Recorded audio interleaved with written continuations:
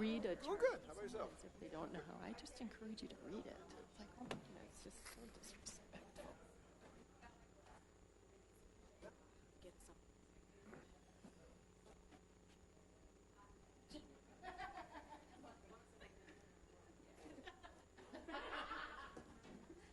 You did.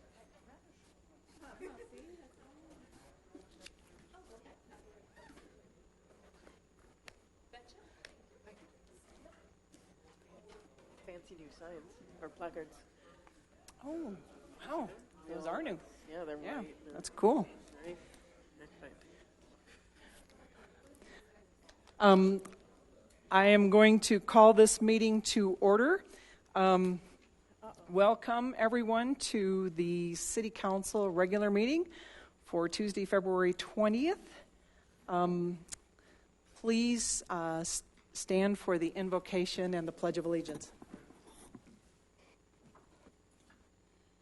Father, we now raise our minds and hearts to you. We ask for your help and guidance in what we are about to do. Please bring your judgment to our minds so that our progress will be an inspiration to others. With your help, we will achieve success. In Jesus' name, amen. Pledge allegiance to the flag of the United States of America and to the republic for which it stands, one nation, under God, indivisible, with liberty and justice for all. Thank you. Will the clerk please call the roll? Yes, ma'am. Member Olson? Good evening. Member Barentine? Present. Member Cuesta? Present. Member Martinez? Present. Member Wink? Present. And Mayor Pro Tem Russell. Present. 6 present. Moving on to agenda item 5, consideration of minutes of the previous meeting. I would entertain a motion to approve the minutes from the regular City Council meeting of February 5th. I move to approve the minutes of February 5th. I'll second. Thank you. Are there any comments or corrections to the minutes? Seeing none, please vote. All votes may cast. Let the record show 6 ayes. I would entertain a motion to approve the minutes from the special meeting of February 12th, 2018. So moved. Second. Thank you. Are there any comments or corrections? Seeing none, please vote. All votes been cast. Let the record show 6 ayes. Thank you. Moving on to agenda item 6, recognition of scheduled public comment. Our first speaker this evening is Kathleen Bailey. She is coming to address council. Good evening, Ms. Bailey.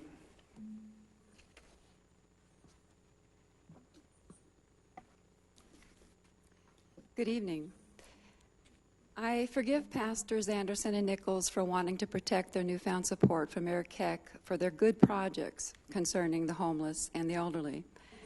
However, to disparage me to protect Keck from his part in the illegal stockpiling of high-level sludge on the all-water filtration plant site is simply a sad reflection of the influence of their newfound friend, Eric Keck himself. If Pastors Anderson and Nichols would like to learn more about the all-water filtration plant negligence, I'll be happy to sit down and speak with them. I will get back to holding Keck and Brennan accountable for what they did, but tonight I need to continue to address my concerns regarding the comp plan while it's currently under review by this new City Council. I want to take a moment first to thank City Planners John Orberl, Harold Stitt, and Director Powell for their patient professional answers to a number of my questions in the face of knowing my criticism and serious concerns with the Englewood Forward Comp Plan. Our city councils and city managers are responsible for years of neglected infrastructure and for frivolous spending that has severely hurt our city and brought us to this point. And their answer to fixing that, what they broke, is to open up our R1 single-family neighborhoods and to a land rush for developers to make millions divvying up our R1 single-family neighborhoods for high-density development. High density is generally not a desired goal. However, it is a priority goal in our comp plan. On page 19, comp plan states, quote, since Englewood is landlocked, the opportunities for potential growth are constrained within city limits. The largest and least dense area for potential high-density development within our city limits are our R1A, R1B, R1C single-family residential neighborhoods. To legally tap those R1 areas for high-density development, Englewood changed the zoning laws. One of the four strategies created within the comp plan designed to achieve their priority goals is titled Regulation Guideline. Regulation Guideline is defined as an action to establish or amend a zoning regulation, guideline, or ordinance. Pages 409 through 415 touts that regulation guideline strategy and the resulting ability to change zoning and ordinance as a low-cost, high-effective way to expedite high-density development in R1 neighborhoods located in areas the comp plan has designated as transition zones. Residential transition zones are now subject to high-density development via high-density PUDs and via base district rezoning for high-density development of larger areas within R1 single-family neighborhoods. Pearl Street was a high-density PUD in an R1 single-family neighborhood that failed, and per city planners at the February 12th study session, it is now being considered for possible larger base district rezoning in that R1 neighborhood. 1328 West Tuff was a high-density PUD that failed in R1 neighborhood, and the developer is currently reviewing other options. District 1 and 2 have particularly significant number of our citizens' homes in R1C neighborhoods who fall within that newly established transition zones, targeting them for high-density development. 3 council members have declared their willingness to call for a moratorium on high-density PUDs in R1 neighborhoods and to take a serious look at the new base district rezoning for high-density development of larger areas within our R1 single-family neighborhoods. Councilwoman Olson declared she is against a moratorium and is excited to anticipate and see developers' drawings and innovations. City planners will follow City Council's directive. I again ask this new City Council to remove all changes and exceptions to zoning code that were established as a result of this Englewood Forward Comp Plan, or at minimum place a moratorium on any rezoning of any, that's R1A, B, or C, of our R1 single-family neighborhoods. Thank you. Thank you. Are there any questions for Ms. Bailey? Seeing none, thank you very much. Our next speaker is Elaine Hults. I don't believe she is here this evening. And so we'll go on to the third person. Doug Cohn, an Englewood resident, will address council regarding historic preservation. Good evening, Mr. Cohn. Good evening. First of all, I wanted to say thank you for the good job on the snow removal. We haven't had much snow this year, but got around pretty well. I appreciate that, even at only +10. I have some flyers in the back. I want to invite you guys to some upcoming historic events. If you've never visited Arapahoe Acres, this coming Saturday, you can go on a tour of Arapahoe Acres. It's our historic district, kind of over near the Hay School. Going to be fun, I think. And then next Monday night, probably some of you guys will be working, but for all of you who are not, a fellow is going to talk about Nikola Tesla, our history talk this month, and there'll only be one conversation, and it'll be in the evening at 6:30 over at the Bob on Broadway. And Tesla lived in Colorado for several years and experimented on the weather and those kind of things and built this machine to transmit electricity without using any wires. The speaker's building one of those. And at the end of the talk, we're all going to walk outside with a light bulb in our hand, and he's going to flip a switch. And if it works just right, we're all going to light up. If it works badly, we'll all be just kind of turned into crispy critters, and that'll be the end, I guess. And the other thing I wanted to mention, the Historic Society is working closely with the Veterans Memorial Weekend at the high school.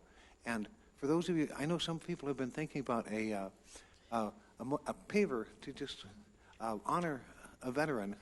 And there's some of the flyers in the back about ordering one of the pavers, and we've extended the deadline on that to March 1st. So time's kind of running out. March 1st for installation this spring. And I'd planned to talk about the little fragments of Englewood that are south of Bellevue. When I was growing up, Bellevue was the dividing line between Littleton and Englewood. Well, actually, Littleton, it was unincorporated south of Bellevue for a ways down to the creek. But yeah, Englewood stopped at Bellevue, and from what people tell me, there was a big berm on the south side of the street and a really thick row of trees, and lots of people with farms lived in the neighborhood, and you could buy chickens from your neighbors or buy eggs from your neighbors. And then as time went on and houses got developed, there came a time when this fellow came to council. I still haven't quite figured out the year, early 70s, I think. His name was Nathan Burt from Burt Chevrolet. He opened his first store where the hamburger stand is on Dartmouth and Broadway. And then he outgrew that spot and moved down to Floyd and Broadway and outgrew that spot. And he came to council and said, I own some property just south of Bellevue on the east side of Broadway and on the west side. How about you annex me? I don't want to be in Littleton. I want to be in Englewood. And the council decided to annex some little fragments of unincorporated Arapahoe County and incorporate them into Englewood. So that water tower that's up there, that's part of Englewood on the south side of Bellevue. And I got this old man who was telling me about the eggs, who asked about the history of Bellevue. So anyway, that's all I have to say tonight. Thank you. Thank you. Are there any questions for Mr. Cohn? Seeing none, thank you very much. Moving on to agenda item 7, recognition of unscheduled public comment. Our first speaker is Chiles Friedman. Mr. Friedman? Good evening. So I just wanted to bring this to your attention. It's something I've been doing for a while, and I just think it's really great. It's been a great experience for me. I've been volunteering at the LIRC, the Littleton Immigrant Resource Center, and primarily my role there has been teaching English. I mean, they have to become a citizen, and these are people who are legal residents here. They have to be able to speak English. So we're kind of stuck there. I've been doing that since April. But it's just a great place, and I want to bring it to your attention that they are a little bit backlogged over there in Littleton, and I was wondering what we can do here in Englewood to bring something like this to our city, where people can come to get help in the cases where they need to become citizens, and they are eligible for that. And they are working toward that. Now, the LIRC is pretty involved as far as they do have legal people there. And so what I wanted to just present that we wouldn't necessarily have to follow their exact format. So they have lawyers, for example, and what I think they have enough of those. They don't have enough of volunteers, actually. So they have a backlog of people who are needing services, just people to work with them one-on-one on civics training and language. And they do have the people who need services are at various levels of their English ability. So there's that, and that can go on for a very long time just for one volunteer. It could take a lot of that single volunteer's time. So I wanted to bring this to your attention because Littleton, if you look at the funding on the handout that I sent you guys, the city of Littleton is actually funding this. So there may be a way we can at least look into how we can do something similar to help these people. And really, that's all I had. Okay, thank you. welcome. Councilmember Olson. Sir? Oh, Charles? Mr. Friedman, sorry, we have a question. I have a question for you. Thank you for bringing this up. I'm searching all over for my glasses. I can't figure out what I did with them. So I don't think you have a budget amount in here, do you, of Well, so that's they what set aside? Do you know how much their budget is? I don't, but I can get that information. But I wanted to present it just as a starting point, because I don't necessarily think that we'd have to follow, what they've done. What I've seen is that they have a backlog of people waiting for just tutoring, like civics training and language training. And there are plenty of resources as far as legal resources available, like with LIRC in Denver, and then they have, in the handout, it shows that they do triage people to other resources. But what I see as the big backlog is just, a place to go to get help, for the language and the civics training. Thank you. I'm really familiar with what they're doing. I have a program that partners with them a little bit in my day job. But so they do great work, and I appreciate your working with them. I was just wondering if you knew what the exact amount was. I knew it was significant, not a significant amount, but an amount of money that they actually budget for this. Well, you see there's a lot of funding that they have. It looks like they have a lot of things an happening. array of funding, so that wouldn't necessarily have to come out of the city budget. So do you know who the person would be to connect with for the, if we could do our cities of service combination, perhaps maybe getting more volunteers into helping with their backlog, not recreating the wheel and creating a whole new system, but actually making sure that Englewood folks who want to volunteer there and give their services, maybe that's the route we might want to go. Yeah, well, and I was thinking it should be nice if the Englewood Library could have a little area, because that's all it is. In the Bemis Library, there's an area dedicated to that, for tutors and the Immigration Center there. Great. Thank you. You're welcome. And we have another question. Councilmember Berentine? Well, I've attended some of their ceremonies, and I appreciate what they're doing there. Besides the area that they're doing, the staff piece of it as well. And I don't think, as you have rightfully listed all of these organizations that are supporting this, I do not believe that it's accurate to say that the city of Littleton is funding this. I believe that they give the room and some services to it, but not that the city of Littleton is funding this. So I'd like to get a little bit more information, and I think to Councilmember Olson's point on how we can maybe assist and help in there without reinventing the wheel. But we need to get a little bit more information. I think it's a little over to say that the city of Littleton is actually doing that entire project. They're helping. They're right. That's right. They're just. Yeah. So if we could get a little bit more information on exactly how we could partner with them, I think Councilmember Olson is correct. They have a really nice organization there. So thanks for bringing it to our attention. Thank you very much, Mr. Friedman. Our next speaker is Joe Anderson. Good evening. Thank you, Mayor Pro Tem Russell. I did want to follow up just a little bit on some of the things that I had to say at the last council meeting about fear and love, and several council members, Mayor Pro Tem Russell, Councilmember Olson had some questions about that, and I thought it was appropriate, and I did want to follow up just a little bit.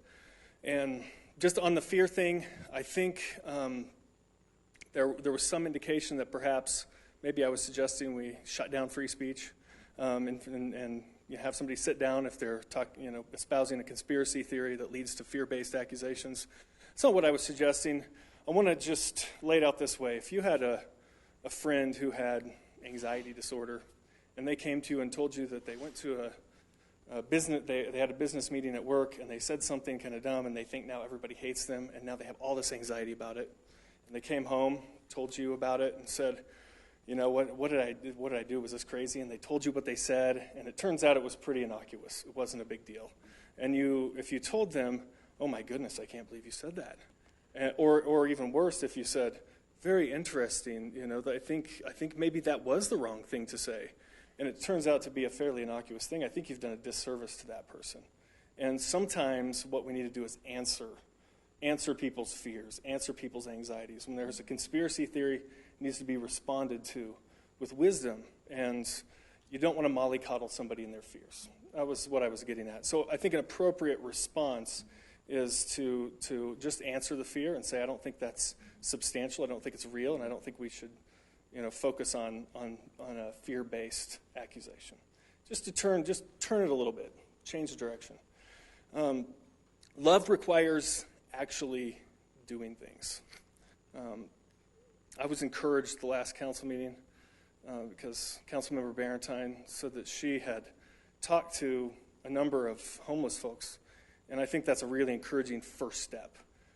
Is we need to be taking care of people, but it's not enough to just go talk to people, to go gather grievances and bring them back to City Council is not enough. To help the homeless, it actually requires doing something.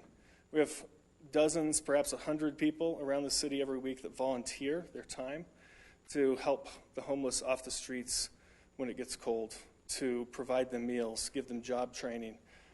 Sometimes, if we can do it, get them into some kind of longer-term housing. But I think that we need to actually do stuff, and I know many of you do. And the homeless thing doesn't require all of us to focus on just that one thing. There are different ways we can love our city, love fellow citizens. But that's my encouragement to this council. Don't give space to fear, and do actual actions of love. Thank you.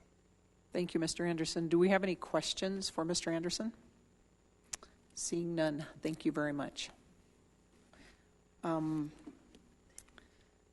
Is there someone that would like to make comment to public comment?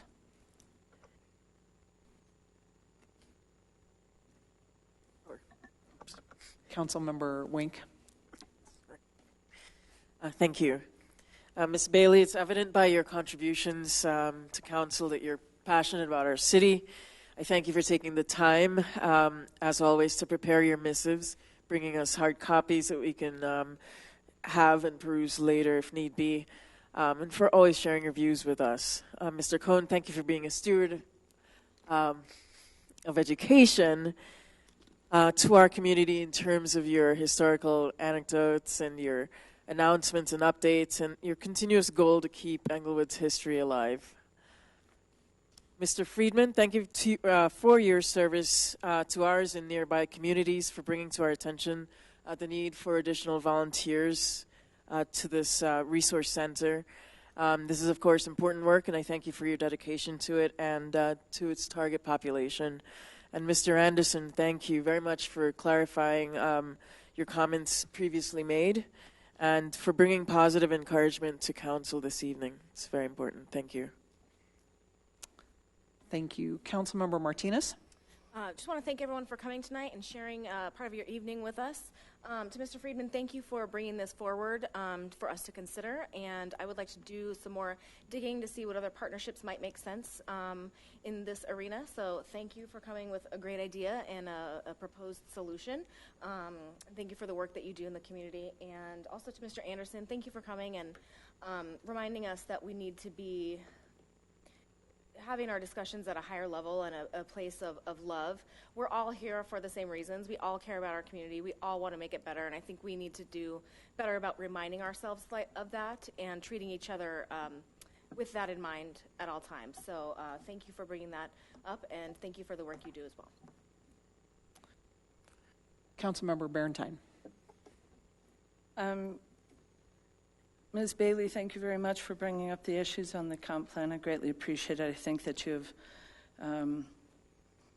always conducted yourself respectfully in some very difficult issues, and sometimes criticism is difficult to hear, but it is not uncivil, and it's not fear. I think that's somewhat of an assumption, and I appreciate that you've put an offer out there to go ahead and meet with people that have colored your conversation or made these assumptions, that to sit down with them and give them a little of your, while I may not agree with all of it, and I agree with some of it, I don't think it's fear-based, and I think that a little information information's power. I think that would go a long way. Doug, thanks for bringing up that we had some good snow removal going on. I did appreciate that they took care of that. The Arapahoe Acres tour, several of us did that last year, and I think that was really very worthwhile. And I'm glad you brought that to us in your history talks. I'm a little scared about seeing the light bulb thing at this point now, but you piqued my interest, so either way it goes, it's going to be a good show, I guess. I'm not sure, Bellevue was always the limit of Englewood. I'm not, those homes that are behind that one on the east side are still unincorporated Arapahoe County, a very small section of it. I'm not sure whether we have the water tower or not. You may be right, but interesting to find out that Burt Chevrolet asked to be annexed in.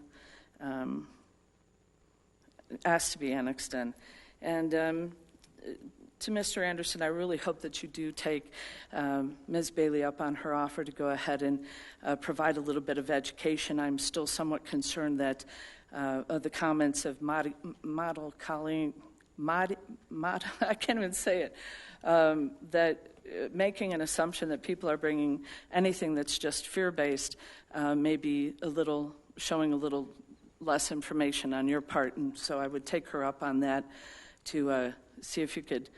I think it's somewhat unfair when somebody's done so much work and energy and effort to go ahead and assume that somebody is bringing an issue just out of fear base, and not that there's a little bit more substance to it. It is always unfortunate that anybody that demands or expects civility for themselves or their friends, they need to demonstrate and then demonstrate such a lack of it for others. The assumptions of what people on council are doing or not doing sometimes I think is a little, you need to have a better conversation before you make those assumptions also. So anytime you want to sit down and have coffee, maybe you could explore a little bit more of what each of us are doing outside of this dais or outside of maybe your personal knowledge about what we're doing to try and address issues in this community as well.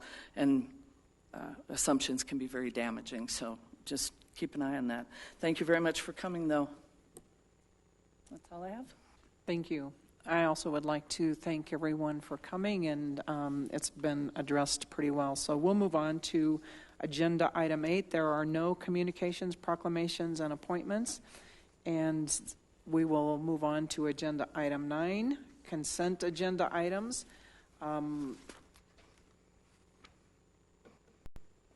9A1, 9B1, B2, 9C1, and 9C2. I'll move the consent agenda. Yes. Is there a second? A second. Okay. I'm sorry, I missed who moved that. Okay. Councilmember Barentine? Thank you. Yes. And would you like to speak? Okay. Councilmember Barentine. I would like to go ahead and pull consent agenda number 9B2. 9B2. Anyone else? Councilmember Wink. Is this perhaps a point of order? Don't consent agenda items need to be pulled before we begin this section of the agenda? Nope. I think we make the motion and then pull them. Yes. Your existing policy manual requests that you contact the manager in advance and advise the manager that you're going to pull something off the agenda. That's the only place that it's spoken about. So in advance of this meeting? That's what your current city policy manual states. Thank you, Attorney Brown. Okay. Councilmember Olson. And it frustrates me that we do not do that. It is, it just bothers me that we cannot figure out a way to do this ahead of time to not, but go ahead, pull it. It's frustrating. Councilmember Barentine. The only reason to go ahead and pull a consent agenda is to go ahead and have discussion on it. If, in fact, it bothers anybody on this council to have a discussion on any issue that we are voting on, I'm a little confused about that. I get the information on Thursday evening. If I don't have an opportunity to tell the city manager prior to pulling it, but it still wouldn't make any difference. The conversation would still have to happen that needs to happen. That's why it gets pulled. I don't think it's really that big of a deal, and it informs the citizens, and we have a discussion. Thank you. Okay, so 9B2 has been pulled. Is that correct? It's the only one I'm doing. Okay. I actually would like to pull 9C2. I will forego that. There's not a problem with going ahead to approve it, but there are some things in that application that are very troublesome to me that were different than we've been told, mostly about high-density housing and things of that sort. But I will not pull that. We will talk about that later. Okay. Well, in that case, then I'm going to go ahead and pull that because I don't know what you're discussing. So I will pull that one as well. Oh, wait, it's 9C1, not 9C2. Okay. So 9B2 is the first one. Oh, wait, we have to vote on the remaining. So the remaining items are 9A1, 9B1, 9C2.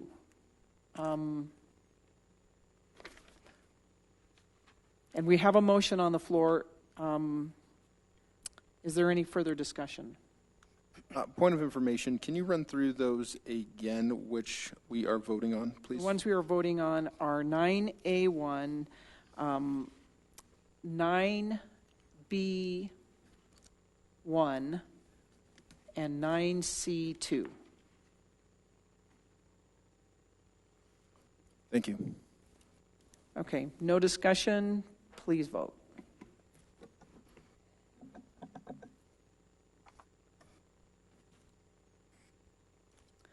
All votes been cast. Let the record show 6 ayes. Thank you. The first consent agenda that has been pulled is 9C2. 9B2. Authorizing acceptance for Victims Assistance Grant. The Police Department is recommending that City Council adopt an ordinance authorizing the Police Department to apply for and accept funding in the amount of $21,332 from the 2018 Victim Assistance for Law Enforcement Grant. The staff source is Police Commander Patrol Kelly Martin. And you don't necessarily have to present. Are there questions? Councilmember Barentine? The only question that I had was that I thought that the funding for this went through the court and not through the police department. And so I was a little confused because I thought, are we doubling services up, or is this always gone through? This has always gone through the police department. It's funded through court fees in the 18th Judicial District. But it's the grant is awarded to the police department and covers 40% of that position. Okay, and so are those fees designated already in the budget in order to go for our portion of it?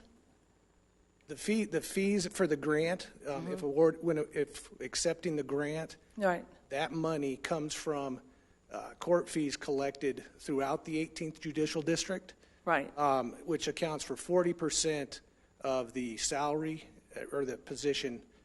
For the full-time court's victim advocate position. Do we have another position like that already being funded in the court system as well, or is this additional to that? No, this is that position. This is that This one. is that Okay. position. Yes. Thank you very much for that clarification. That's all that I needed for that. I just wanted to make sure. Okay, so are there any other questions or comments? I would entertain a motion for 9B2. Move to approve 9B2. A second. Thank you. Any further discussion? If not, please vote.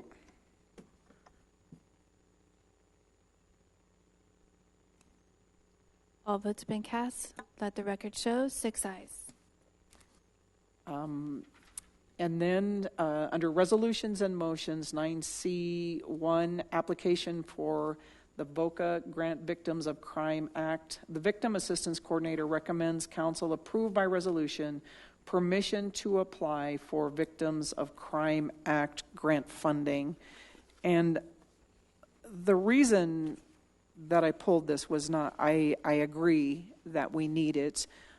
My concern is that in the application, there is some information about the crime rate in Englewood that under 21, the problem statement, our community has a lower level of education than the surrounding counties, as well as a higher level of poverty and homelessness compared to our neighboring cities. Calls for service are higher and more people are victims of crime. Then a little bit farther, Englewood is also a community in transition. We have recently added 6 new apartment complexes that will add approximately 1,200 people to our population. At this time, the Victim Assistance Unit would like to add a part-time advocate to assist with the increase in call load and provide more in-depth services to victims of crime who interact with the police department. We also have experienced a higher rate of felonious assaults, sexual assaults, and domestic violence.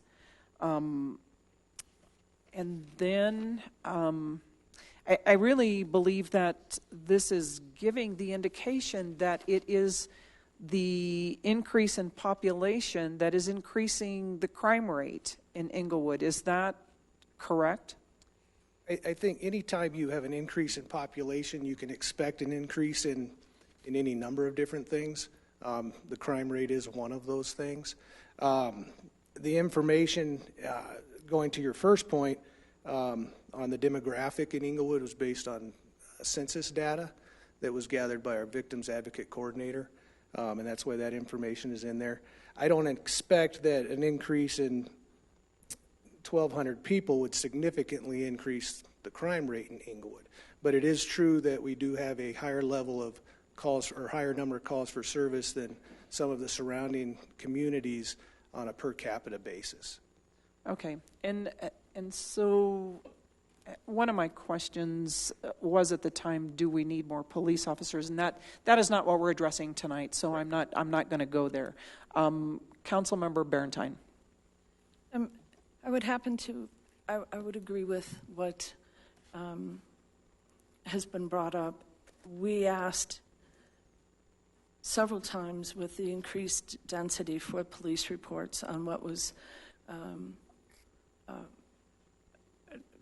being experienced with some of the increased population, and especially when we went to the new districts. And we were not, as a matter of fact, it was discouraged that just because the population would be going up, that there would be any necessity for additional police. But reading this, that's exactly what it says, and it's specific to kind of outing that somehow that apartment complexes in and of themselves, along with the increased population, has caused some problem. So I appreciate that you guys are going for the grant, but I would like another report that backs this up of where you're getting this information, because it does seem a little different than what we were given before. So the source documentation that this was taken out of to do this grant, I would like to see that information. Okay, thank you. I would entertain a motion for 9C1. So moved. Thank you. Is there a second? Second. Thank you. I will be supporting this. No further discussion. Please vote. All votes have been cast. Let the record show 6 ayes. Thank you. There are agenda item 10. There is no public hearing items. Agenda item 11. under resolutions and motions, ProSci Change Management Training. The Human Resources Department recommends that Council approve by motion the contract with ProSci Inc. to provide change management training to a select group of employees. Our staff source is Human Resources Director Maria Gonzalez. Good evening, Ms. Gonzalez. Doing well. So basically what we're asking for, we put it in the budget, but we're asking you to approve to hire ProSci to do a certification on change management. The group is called Change Champions, and it's a group of employees that voluntarily apply to participate. Depending on the number of people that we have in the department, is 1 or 2 per department. And basically they will get the certification, and then any initiative that we start in the city that has to do with changing the way we did things, they will be part of the decision making and the installation of that initiative. So we have selected 15. They went through I wouldn't say rigorous, but through a selection process. Basically, they have to give us a letter why they want to be a part of change, and they have to get recommendations from their superiors, from the managers or the directors. And then we had a group of people, and we went through all the applications. We picked 15, and they are being, as I said, certified on change management. The reason we picked ProSci is because it's the best training company for change management. They are the owners of trademarks like ADCAR, which is the Bible on change management. So that's what they're going to be doing. They're going to get the ADCAR model and certify 15 employees of the city on how to proceed with change, how to communicate, how to help people and bring them along. And they're going to be working specifically on projects that are directly related to the Englewood 5. Okay, thank you. Are there any questions? Councilmember Cuesta. Thank you. On page 17 of our packet, we have the program costs, and there is $2,500 allotted for the travel, meals, and lodging for both the instructor and training manager. On their certificate of insurance, they're based out of Fort Collins. They will be flying in, though? No, they're driving down, but they're going to stay here, so they don't have to drive back and forth, so we have to pay for hotel and meals. I'm seeing domestic flights booked economy class in the notes. That's what they can do if they have to fly. We make sure that we got dates for them, for the local trainers. So they're driving down here. This is an estimation of the cost. That's what it will be included on that line. It's not that they're flying, it's that the maximum that they can spend if they have to fly is they have to be that number. Understood. So if I'm understanding correctly, they're just driving down from Fort Collins, and the anticipated expense will not be $2,500? No, we expect the expenses to be lower than that. So they will give us the receipt for hotels. Most of the meal will be here, so I don't expect it to see a lot of meal receipts either. Thank you. Councilmember Bernstein. The $2,500 isn't the entire cost. I mean, the budget for this, it's 16 employees, right? Not 15? Mm-hmm. Okay. 16 employees. The budget is $75,000 for the whole piece of it. No, the budget for the whole training is $75,000. That's for 16 employees, the whole training piece of this. For the 16 the change management training will be $40,900. To train the 16 employees yes. is $40,900. $40,000. The 75 is the total budget that I have for all the other training. So just to get this started, is the $40-some-odd thousand to go ahead and have these 16 employees go through this training. So over half of the budget for this is the training of these employees. Okay. And when does this training start? Next Wednesday. Next Wednesday seems kind of close. Next Tuesday, I'm sorry. Tuesday, Wednesday, Thursday. It's 3 days. I guess you're anticipating we'd give you the money. Have you already booked flights and stuff? No. As I said, they're not flying. If you don't approve it, we can cancel all. Have you booked rooms? Have you? No. So it starts next week? Okay. Whatsoever. All right. have you already picked the employees? Yes, they are already picked. Okay. Okay, I'll do it under comment, because that's fine. So this whole thing so far for what we're approving right now would end up costing the 40,000 plus. Okay. Yeah, it's 2,400. Let me back up. It's normally a 7-day certification, and it's a lot more expensive than that. Since I know that the company and I know that some of the instructors, because I'm already certified, we talk to them and we got to get the same content in a 3 full-day session for a lot less money. A certification normally costs between $4,000 and $5,000 to get pro-size certified. So they're coming here, they're giving us a small rate because we agree, a smaller rate, because we agree on having them on the times that they have the local instructors available. Mm-hmm. And this is to get 16 people in different departments, no more than 2 in a department, so that they can get certified to help their department go ahead and implement changes. Yes. But there are no changes that have been identified yet that they would be implementing or helping guide their fellows to accept more. It's anything that has to do with the change management. So, for example, the performance evaluation system that we're going into the city, okay? They will be part of the group that is discussing the performance evaluation system, and they will be the communicators, the drivers in their department, so they can have all the information they need, and we can have not only communication, but also helping people understand the whys and the hows, so it can go smoother. And then they can help us fight the natural resistance that we all have to change. They also will be doing training throughout the city, because once we have this group certified, they will be doing change management training for the rest of the employees in the city. Thank you. Councilmember Martinez. Thank you. Change is always happening. It's one of the things that you can this is the only thing you can count on, is that things are going to change. So I think this sounds like a good program. Have any of our employees gone through any similar trainings at all prior? We have some employees that have Six Sigma and Kaizen events. So we have some of them that are experts, but they are doing their job as experts, so we cannot pull them out of what they're doing right now to help us with other initiatives. Great. This sounds like a good plan to me, and I will be supporting it. Thank you. Councilmember Cuesta.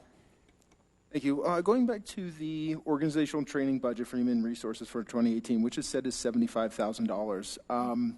As that budget was set going back into 2017, did you have this training in mind? Yes. To use part of that budget money for? Yes. I already had that. I mean, I already had talked to ProSci and gotten a rate to put it in the budget. Do you recall what your budget was in 2017? No, I have to look it up. I don't remember. The same? Actually the same. It was the same? Yeah. Previous year was 90,000. Last year was 75. This year is 75. Thank you. Councilmember Berentine. Will we be getting some, this is a lot of money to go ahead and spend specifically to try and help employees not resist change is, I think, the word that you used in there, to help them in the assumption that they're going to resist changes, that you have changes coming that you believe they're going to resist, and you're trying to be proactive in that, and that's laudable. Are we going to get some report back on whether this has any effect on retention, or whether it makes the change some kind of comparative for the past, to see if we've had any positive effect in spending this money on these 16 people? Yeah, it's hard to measure, but I can come up with some measurements that we can compare things that happened in the past and how we do things in the future. Okay. As kind of the baseline for it, hopefully we can, please include the turnover and what issues have been going on for these last 2 or 3 years, so that we know exactly what we're trying to address here. Yep. Thanks. Councilmember Wink. Thank you. Ms. Gonzalez, your budget already appropriated funds for this training, you stated. Has HR implemented similar training, or not even similar training, because that's what Councilmember Martinez asked about, but training of staff, is there precedent for this? Is it customary to implement training programs to further strengthen staff's abilities to carry out their duties and support the city? Last year we started, and I can only talk about last year and this year. Okay. So, last year we started what is called Englewood University. Yes. So we're trying, the idea here is to get the training in line with what the city is trying to do, okay? If we make people better at what we're doing, it's gonna be better. So for this year, we have in training not only the change champions, but also we have finance for non-financial managers. We have goal setting. We have how to improve the customer experience.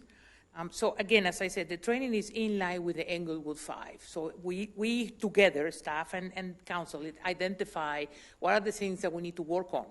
What are the goals for this year? And we're trying to bring everybody along with those goals.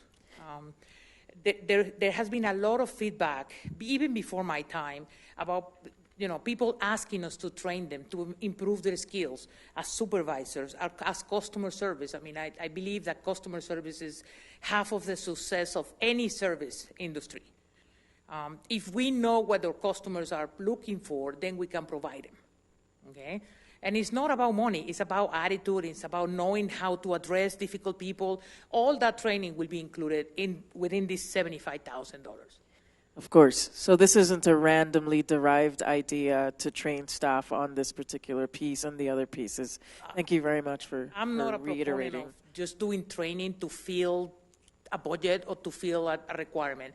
I think training should be in line with what is it that you want to develop within your organization. Very good. Thank you so much. Thank you. Councilmember Berentine? Well, I'm confused now. The $48,000 isn't to train somebody to do their job better or anything. It's specifically for this change management training, correct? Yeah. It's not for any of the other pieces that you brought up, like the university or anything. That's maybe in your $75,000 budget, but more than half of it is being spent on this particular piece of it, and it's for these only 16 employees to go ahead and do this particular training that we're approving tonight in this document. Yes. Okay. All right. I misunderstood. Yes. Thank you. I'm not confused So anymore. that's a piece of the 75. There is other training that goes in line with that. With the 75,000, but Yes. what we're approving tonight is the only the 40,000, piece, yes, right? the 40,900. Right, which only leaves you 21,000. I hope we have well-trained people. We already have all the other training paid for. So awesome. Yeah. I also have a question. Is this training connected with the strategic operating plan at all? Yes, it is. It will be part of also the project management piece. Project management and change management go hand with hand.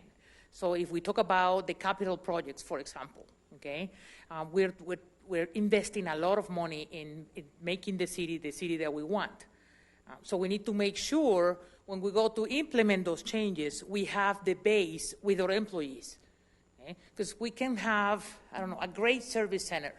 Okay? The building is perfect, the facilities are great, the vehicles are great, but if the employees that are there are not ready to take on ownership of that service center, it won't work. So we need to not only talk about what we're spending on the physical aspects of the city, we need to develop the soul of the city. And the soul of the city is our employees. And if we leave them behind, the city will never be the city that we want. We have to invest money in both sides, the body of the city, but the soul of the city as well. Okay, thank you. I do have a question for Mr. Keck. If this is part of implementing the strategic operating plan, council really hasn't discussed that together. I think we're talking about two different strategies. When you say strategic operating plan, the city staff has had a strategic operating plan in place for 2 years now. Council strategy, we don't have a plan yet, and we're very hopeful that we'll soon get there. Regardless, change management would help in both instances. One of the things that I've seen since being here is the fact that we are trying to change the needle. We're trying to move the organization in a different direction. And in order to accelerate that, we've reached down deep into the organization through the tutelage of of Ms. Gonzalez, and this particular training is really going to help facilitate that. So when she means Englewood 5, that's what we call the strategic operating plans, now known as Englewood 5. So this year we're going to be working on 5 things again: emergency management, project management, internal communications. We're going to also be working on enhancements to customer experience for people who come to the city. I know customer service has been an issue that's been on the council's agenda for a while. So we're working on those instances, and also financial literacy for our employees so that they better understand how our organization is financed, as well as for them to continue to put forward ideas to help with cost containment and revenue enhancement. So I hope that answers your question. Okay, yes, it does. Thank you very much. Thank you. I would entertain a motion. So moved. Second. Okay, it's been moved and seconded. Is there any more discussion? Councilmember Cuesta. Thank you. Getting back to the 16 employees that have been selected, and it sounds like those 16 employees have been selected, what criteria did you use to select those folks? As I said, I mean, they have to bring first a letter of intention. We explained to them what the change management program was and what type of commitment they were signing up. Okay, it's not just a training. It takes not only a lot of time to get certified, it's going to take a lot of their time to work on these projects that we're working as the change champions. Okay, so once we went through that and explained everybody, they have to submit their application with a letter of intent. Why is it that you want to be a change agent for the city? Okay, and then we asked them to tell us what part of their experience was relevant for that certification. And we asked them to get recommendation letters from their, as I said, their managers or their directors to make sure that they were the employees that they were saying they were. Okay? So once we have all that, we sit down with some of the experts that we have in the city on Six Sigma, and myself and the other people in HR, and we went through every single application. So we had, as I said, for Park and Recs, we have two seats at the Change Champions group. The police have 2, wastewater have 2, HR has only 1, the city manager has only 1. I mean, I have the numbers. So we went through all the applications and we selected the best 15 that we could. Okay, that's how we selected the group as an effort to come up with people that is really willing to give the city some extra time and some extra effort besides doing their regular job that they get paid a paycheck for. So the criteria was: are they willing to volunteer their time? Are they committed to the city's intention to be better? Are they willing to go through and change their perception of change and keep on developing the city and getting better? So that was basically the criteria that we used. Do you recall how many applicants you had for the 16 seats? I'm sorry? Do you recall how many applicants you had for the 16 seats? 22. Thank you. Thank you. Councilmember Olson. I am very supportive of this. This is an excellent training. It costs a lot more than what you're getting it for. I hope that in 3 days it actually is a doable training. I worry about compressing time for learning than anything else. But I also want to say that you've been given a budget of $75,000. You're the expert. You know what your people need. And change management is just like all the other skills that are needed in today's environment of working in an organization, particularly as complex as a city. You've got changing things all the time, and if people don't stay developed in their skills of managing change, even if we're not planning to move the needle, even if we're planning to keep it the same in order to deal with the changes that are coming to move us off task, is important. So I am fully supportive of this. I don't want to I want you to know that, at least from my perspective, I think you've done a great job in figuring out what's your best options for this and coming up with a great plan. So I applaud you in that. I'll be saying yes. Thank you. I just want to clarify something. It's not that we are picking one instead of another. We're just using our resources better. Right, right. And the example is we had an agreement with CIRSA, that's the people that take care of our safety, and they have a myriad of resources out there that are for free. So we're just tapping on stuff that we already have instead of spending more and more money on things that are new. So that's what we're doing. No, I appreciate it. This is. I know that this is excellent training. Thank you. Councilmember Berentine. Councilmember Olson is correct. It is important. This was budgeted. And what's more important, and the reason you have to come for the approval from this body, is so that we're informed on how it's being, the choice you made, how you're going to spend it, what you expect to get out of that expenditure, and how you're going to report the use and how you've leveraged that money. And that's very important, because our obligation in recognizing that you guys are the experts and that we've already budgeted that money is that we are accountable for that money and how it is spent, and to make sure that we're following up on that and that there's a good use of it. And whether in the future we can tweak it so that it's better, or whether this was absolutely the greatest and we should do it more often. But that kind of communication is exactly what has to happen in order for us to do our job and represent the community, especially with funding. We can't just hand over the money and then expect that we assume that you spent it wisely. That's why you come and inform us and let us know and keep us up to date on what's going on, so that we know the kind of job and how we're doing with that money. So I greatly appreciate what you've done. Thank you. Thank you. Any more comments? Please vote. All votes been cast. Let the record show 6 ayes. Thank you very much.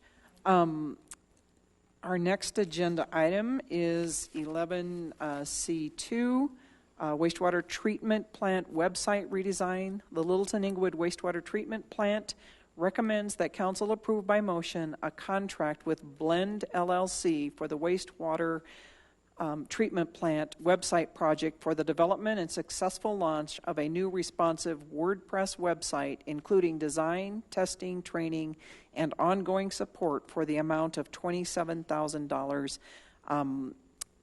Our staff source is Deputy Director, Business Administration, Communications Manager, Jennifer Doan. Good evening, Jennifer. Hi, thank you. So as you said, I'm here tonight to ask for your approval with a contract with Blend LLC for the redesign of our website for the wastewater treatment plant. It's currently being hosted, or it was currently designed and being hosted by Vision Internet. And Vision Internet provides a proprietary subscription-based content management system. And in the last 6 months in analyzing our enterprise's website, we've concluded the site needs extensive upgrades, development improvements, new functionality, and design upgrades. We've also determined that an open source CSM, and I'm using a lot of jargon, so please let me know if I need to explain any of this, such as WordPress would be more optimal based on desired functionality and our staff skill set. Agility and ownership were also considered in our analysis. And basically, after reviewing Vision Internet's hourly rates and subscription costs and previous estimates for upgrades and design changes, we found that with those limitations and costs, that we should go out for requests for proposals, or the word quotes that we use here, to redesign our website. So we, on January 2nd, had that a request for proposals. We received 7 responses from a variety of vendors, and they were evaluated on 4 criteria. And we found, based on the above criteria, Blend had the highest rating, and we believe that they will meet the scope of work within budget and on time. And they have experience using user-centric websites for organizations that are mission-driven, such as ourselves. The amount for this project was budgeted in the 2018 professional services budget. And you'll see that if we do not redevelop our site and move to an open source CSM, we will continue to see significant drops in our search results, site traffic, and user engagement, as well as increased costs with Vision Internet for support and training and upgrades. In conclusion, we recommend that we work with Blend for a new website. Thank you. Are there any questions for Ms. Doan? Seeing none, I would entertain a motion. Oh, Councilmember Martinez. Thank you. I just want to say that I will be abstaining from this item. My primary employer received the RFQ, and we submitted questions, and we decided not to submit a proposal for a variety of reasons, but because we did submit questions, I will not be voting on this item. But I'm very excited for you guys to get a new website, and this is a great deal. Thank you. Thank you. Any further questions? Councilmember Barentine? It says in the information here under conclusion that the new site will play a key role in the rollout of our new mission, vision, and values through a modern design, educational videos and updated content to our stakeholders will learn the important role we play in the stewardship of our natural resources and sustaining a vital community. At what meeting did the Supervisory Committee approve this piece? Because you said you had it go out on January 2nd. Could you tell me what meeting they voted on this website piece of it? At the January meeting. The Supervisory Committee meeting on January 19th? Yes, January 19th. And is that meeting available on the website? I mean, council by the agreement is actually supposed to get those minutes, but is that meeting available on the website for this water and sewer? Because I didn't get a copy of that. The minutes from the Supervisory Committee, yes, they're online. Okay. They're in this packet as well. Yeah, they are in the packet. From the 9th? Mm-hmm. From the 19th, yep, January 19th. Okay. And we attached it to the packet, too. Okay, thank you. Councilmember Olson? I think I'm not sure why I had my request to speak up yet. I don't think I have that up there. Sorry. I do have a question. Does the updating of the website also include the rollout of the new logo and the new name? It does play a role in that, but they can be independent of each other. We need to redevelop the website to meet W3C standards, which is accessibility standards. We also need to make it responsive because Google Analytics and their algorithm, they've put out white papers saying if your site's not responsive, they're no longer going to index the site. And then we also need to improve the security of our site. Right now, we're pretty far behind, and so it can be easily hacked.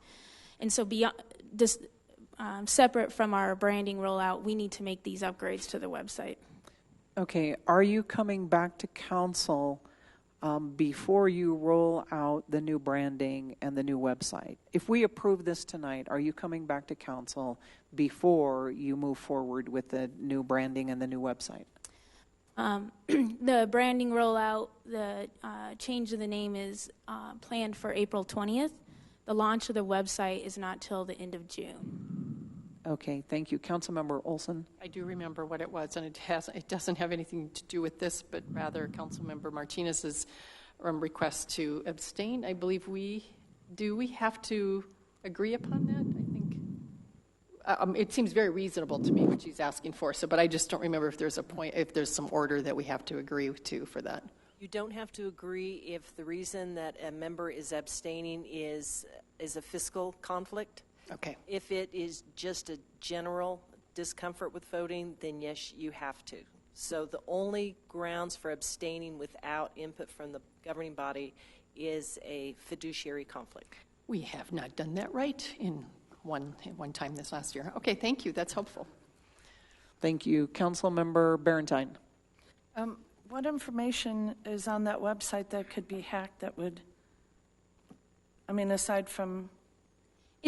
So when a website's hacked, it's not only about stealing information. It's more of what they could do to the website, information they could put out there, the legal liability for the water plant and for the city. It's pretty significant. So let's say someone hacked the site and they said that the water plant has been attacked and everyone's can't flush, some kind of practical joke. There's a lot of security reasons. And then they could potentially have that access. website in no way is connected to any of the functioning of the plant. No, it's hosted off-site. Okay. Yeah, more we're concerned about potential hacking or changing of content, putting a public fear out there. Thank you. Councilmember Cuesta. Thank you. Thank you for the presentation, Ms. Cohn. As I look into it, and I certainly appreciate the value of a good website and people being able to access information through that website. Search engine optimization seems to be a primary driver here as well. I could see that if you're plugging in used car, you're going to get hundreds of results. Whereas I would think if you're putting in the Littleton Englewood wastewater treatment plant, there's only so many results you're going to get. Is search engine optimization an issue right now? As I Googled it, it was the first one that came back for me.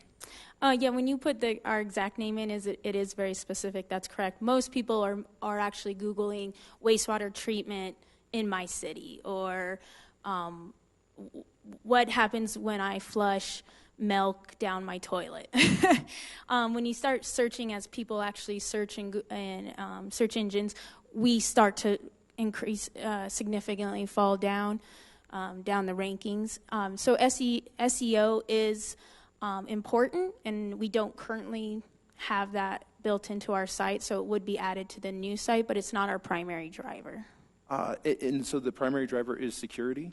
No, primary driver is to those three things I said before, is the W3 standards, which is accessibility, making sure our site is readable, that the site is responsive. Right now our site is not a responsive design site.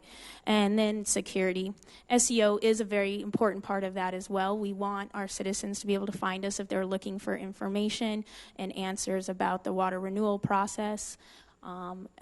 If they're listening to your meetings and they want to learn more about the biogas project or any of our projects, or any of the infrastructure type discussions you're having, we want them to be able to find us. So SEO will play a very important role in that. Like I said, we don't currently have that on our site. This particular vendor offered that in addition to the development of the site. Thank you. Councilmember Martinez. I just wanted to add on to that for the search engine optimization piece. We have a lot of educational resources that folks may be looking for. They may not even be on our city, but they may want to find the resources that we have on our website, and that's a good way to help them find the information they're looking for. They're not always just going to search for Littleton Englewood wastewater treatment plant, but they might be looking for, like you mentioned, other resources to help them learn about the process or what kind of, innovations are going on in the industry, those kind of things. And another really important part of this is the compliance piece with folks who have disabilities. So it's really important for folks who may be visually impaired to also be able to consume the information on the website. Maybe they use an e-reader that reads to them, but it's really important for them also to be able to consume the information that we're offering. And secondary to that is the security. So it's standard practice to have an SSL certificate across your entire site, whether you're collecting any information or not. Like was mentioned, people can hack your website and replace it with misinformation, and we definitely don't want to do that. Also, more and more people are searching for information on their phone and doing research, and right now the website is not mobile friendly at all, so it's a hindrance in getting the information that folks need. So I do this all day at my job, so I have a clear understanding of the reasons, but particularly the importance of the accessibility piece, I think, is really important to talk about. Thank you. Thank you. Councilmember Wink. Thank you.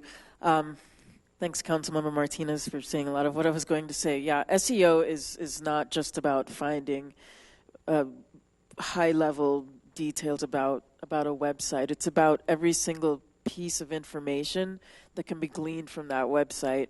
It's extremely important for analytics as well, and poor practice to continue on in 2018 developing websites without SEO, without optimizing the search engine functionality. And you're using Google Analytics. I mean, it has to take place. Otherwise, the site's a little bit useless. A lot. And then, for accessibility reasons too. We got lots of questions about why these pieces are necessary, and I just want to echo that they're absolutely critical. Thank you. Councilmember Barentine, do you have a question or Nobody else did. I thought we I were know, in the I was comment just- piece of it, and No, we're I not was at just the asking. No, and it's my fault for not stopping it before that. All right. So when we come to comments, I'm doing okay, that. all right. So I would entertain a motion. So moved. And is there a second? A second. Okay, so this is for approving website redesign. Councilmember Barentine. I appreciate the comments that Councilmember Martinez made. I realize that you work in this all day, and I greatly appreciate your knowledge about why some of these pieces are important. And the first one, to go ahead and do the search engine optimization under the conclusion here, and the second one, to go ahead and perform informational piece is, or the third one, to perform an informational piece for the community is admirable, and it's important, and it should be updated. It is the middle piece that I have a problem with, and that is that the new site will play a key role in the rollout of our new mission, vision, and values. I asked specifically last month for us to go ahead and have a conversation on the authority of the supervisory committee to, under the operational agreement, which is an operational agreement between us and the city of Littleton, for the day-to-day operations of the plant, that I believe, after speaking with the attorney, Dave Robbins, who was at that meeting, that it is questionable, and this council needs to have a conversation about the authority of the supervisory committee under that contract to go ahead and redo the mission, vision, focus, or values, or the name of the organization. And since this is a piece of that rollout, and I still haven't gotten, nor has council been given the copy of the operations agreement that's between us and Littleton. I did, however, go ahead and bring this to the attention of the Water and Sewer Board, because I believe it usurps some of their authority under the charter as well, and they'll be taking that up at the March meeting. So I'll not be voting for this, because I think that there are some questions on how we've handled this rebranding, and I think there are some very concerning issues that I think some members of the Water and Sewer Board would like to at least delve into a little bit more. And I think that this council ought to have a little bit more information on the exact authority of this council, the Water and Sewer Board, and the Supervisory Committee, and I think it's been overstepped. So I'll not be voting for this. Anything that just keeps the train going down the track to go ahead and have April 20th happen.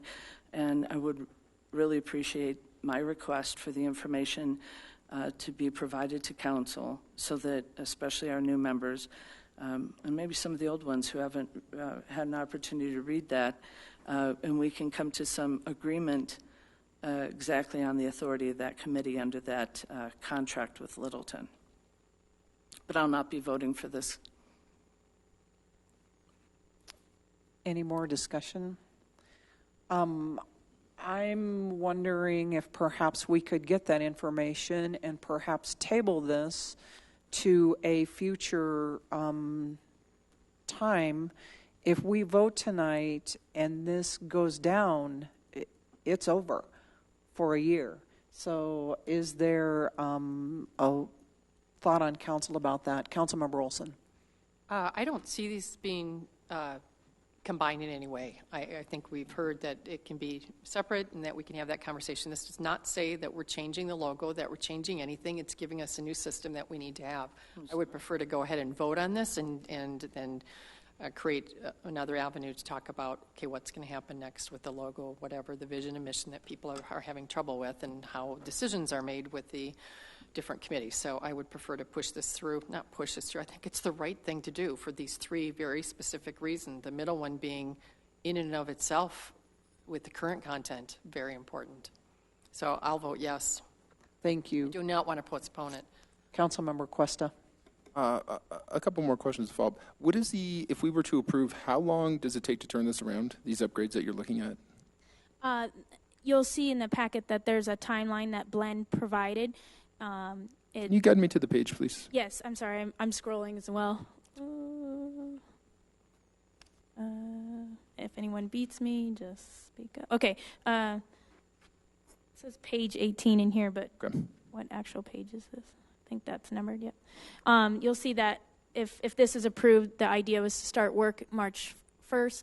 And again, the site would launch June 28th.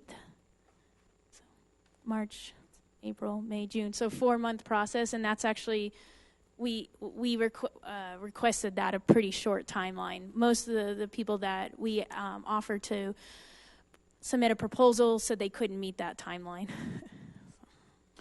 So this will miss your 420.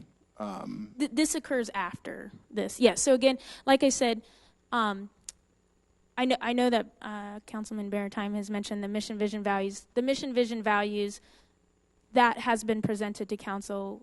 We've received favorable feedback on that. The concern, I know, is even the logo received favorable feedback. I know the concern is the name.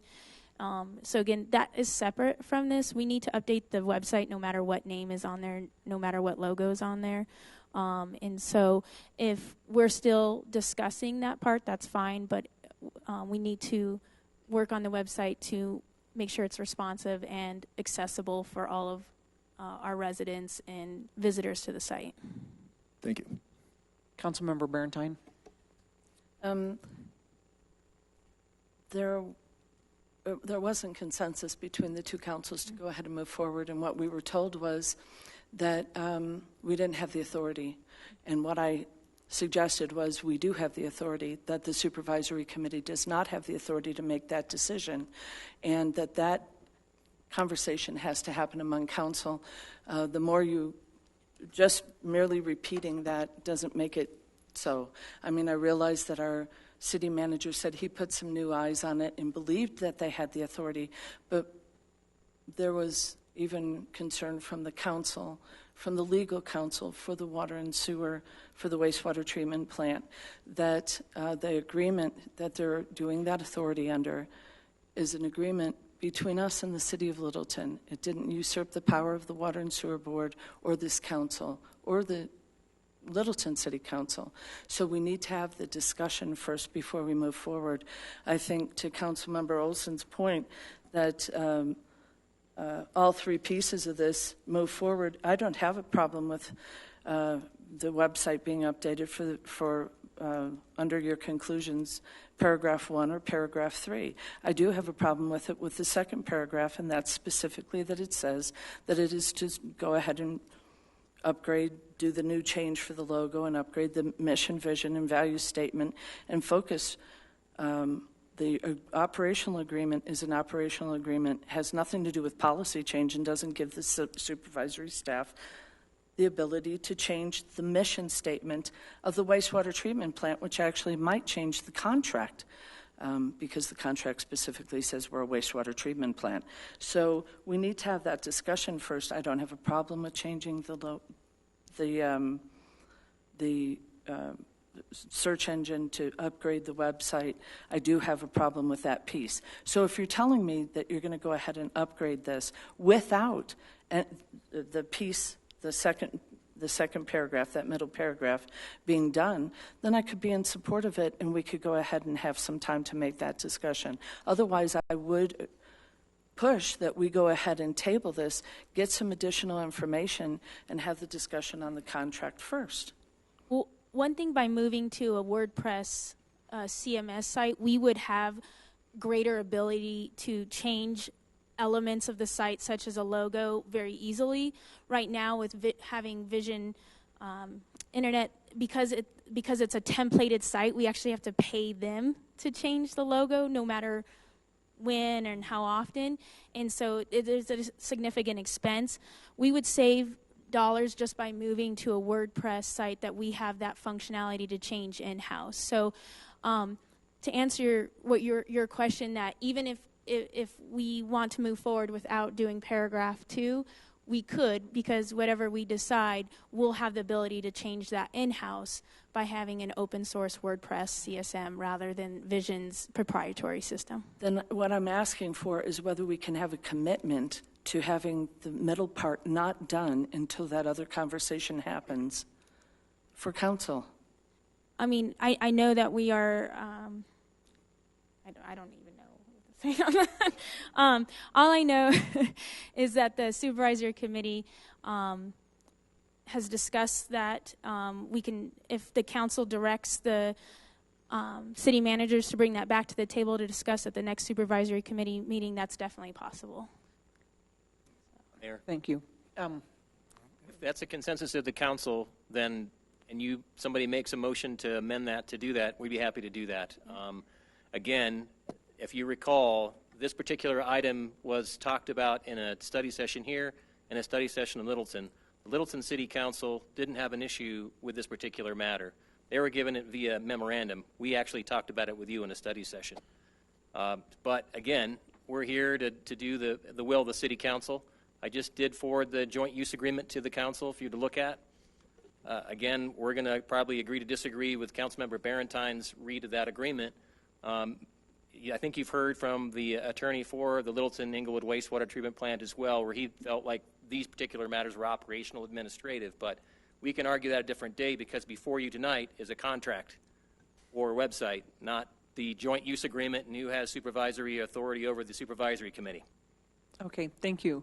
Councilmember Wink. Thank you. I will be voting on this to support this evening, given per your question at the very beginning of this discussion, Mayor Pro Tem, you asked if we were voting on the website or specifically about the logo, change in vision and mission statements, etc. So for the website redesign, I will be supporting that. Okay, thank you. Councilmember Barentine. Again, in what we're voting for, Councilmember Wink, it's actually in here that that's part of what they're doing.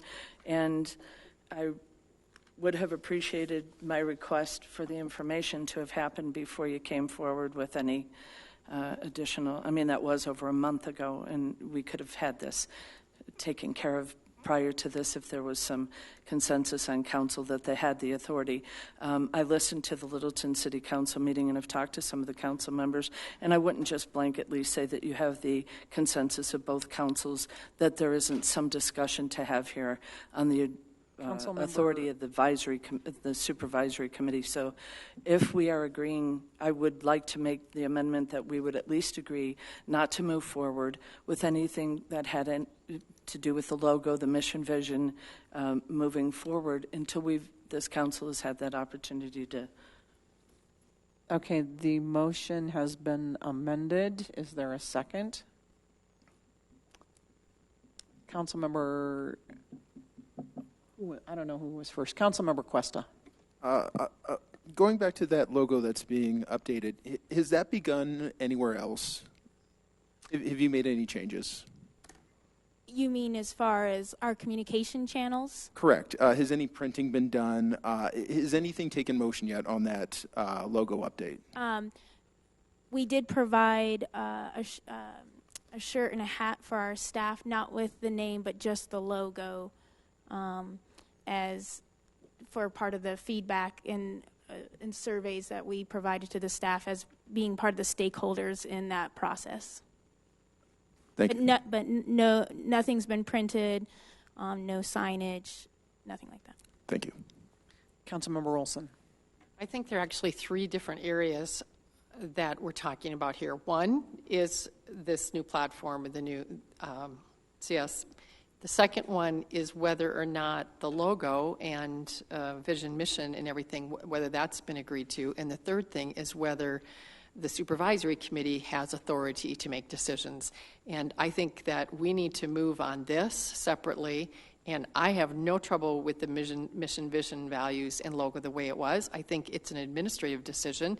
It does not change the nature of what the water and sewer department is, or the wastewater process is, or anything that we're providing for people, but we can have that conversation later. I think we need to move forward on this and then have another conversation. If we need to do it with Littleton, we can. I have heard from them that they think we're being silly.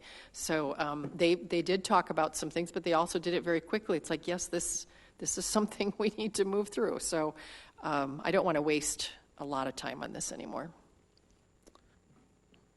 Okay, Councilmember Olson. Councilmember Barentine. Thank you. What was your amendment to the?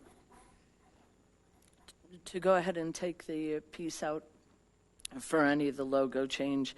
I think we owe it to the Water and Sewer Board to go ahead and have this discussion in March as well, because they seemed a little surprised by some of it, and I think we ought to visit what their authority is in this contract before we move forward with any further with this process or spend any more money on it. So I'm amending it to take out anything that has to do with the for the website, that no rollout of the new mission, vision, or values or the logo would be done on this website until the council had a chance to discuss it.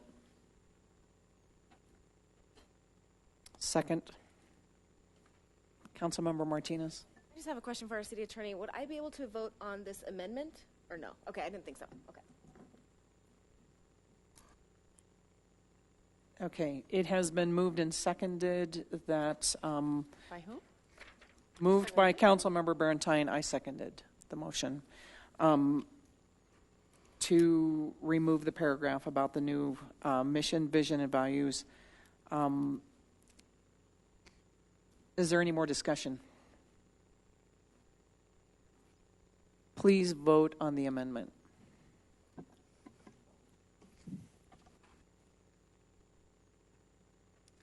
All votes have been cast. Let the record show. 2 ayes and 3 nays and 1 abstention. The nays being Councilmember Olson, Councilmember Wink, and Councilmember Cuesta, and the abstention with Councilmember Martinez. So the motion, the amended motion fails. Do we go back to the original motion now? Okay, so now the motion is to approve the website redesign. And there was a second also, correct? On the yes, I think Wink.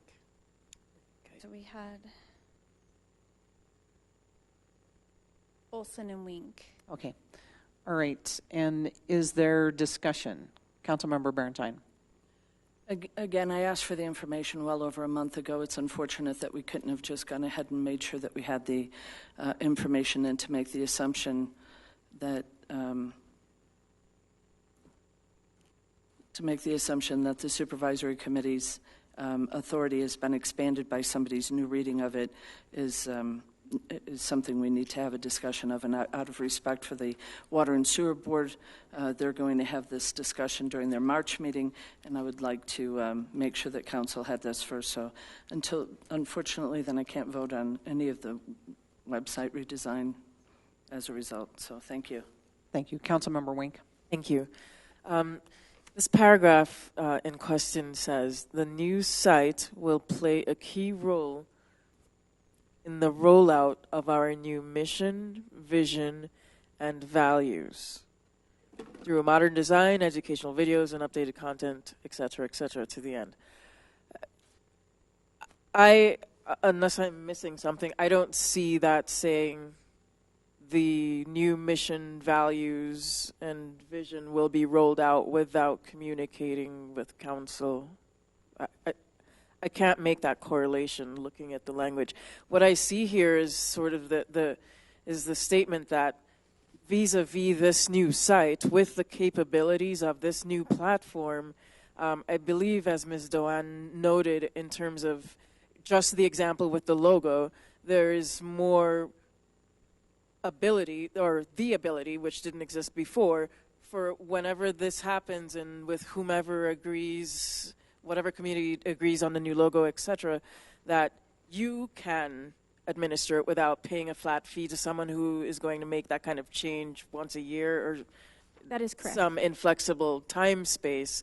So my understanding when I read through this was that the site offered the ability for this kind of new functionality, less so, and it facilitates these new things coming down the pipeline, but less so that because of this site, this is going to happen without any further discussion. That's correct. Thanks. Okay, thank you. The only thing that I want to share is because the supervisory committee has already made the decision, it will roll out automatically Under the current understanding, they do not have to come back to us. That is understood. So, and for that reason, I will not be supporting this. So if there's no further discussion, please vote. All votes have been cast. Let the record show. 3 ayes and 3 nays, or I'm sorry, 2 nays and 1 abstention. The 2 nays being Mayor Pro Tem Russell and Councilmember Barentine, and the abstention, Councilmember Martinez. And therefore, the motion fails. Is that correct? It passes. There's only 3. That's not a quorum. It's an abstention. It's a regular motion. You have a quorum here. It is not an ordinance. An ordinance would require the supermajority of the quorum, but it's just a regular motion, so I do believe it passes. Okay. So it's just a simple majority since there's a quorum. Thank you. Okay, we will move on to agenda item 11C3, the wastewater treatment plant facility infrastructure. For a point of order, information here. How is it a simple majority?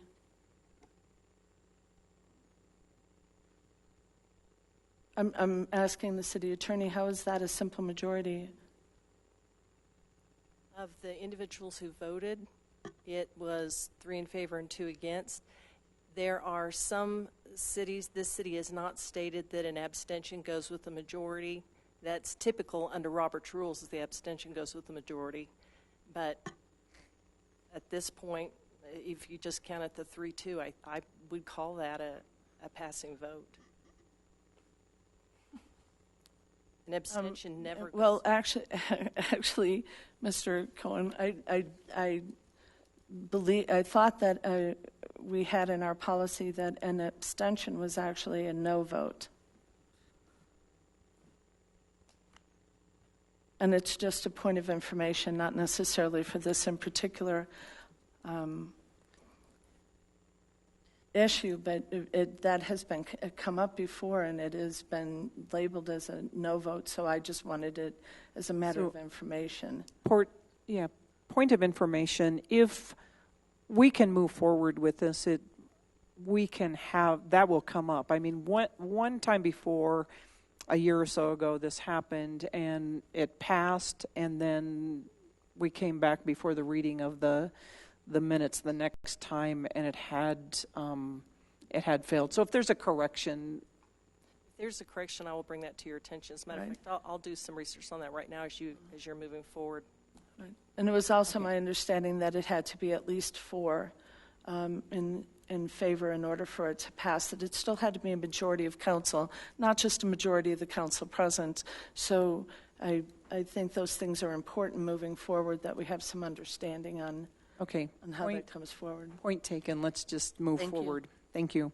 The wastewater treatment plant facility infrastructure repairs.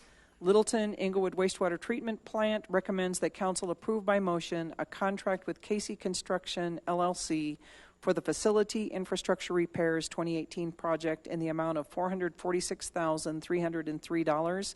Staff also recommends approval of a 5% change order contingency in the amount of $22,315 for a total project cost of $468,618. Our staff source is Deputy Director of Strategic Programs, Blair Corning.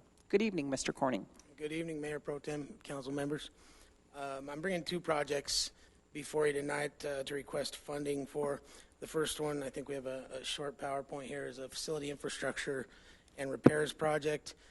This project kind of involves 3 areas.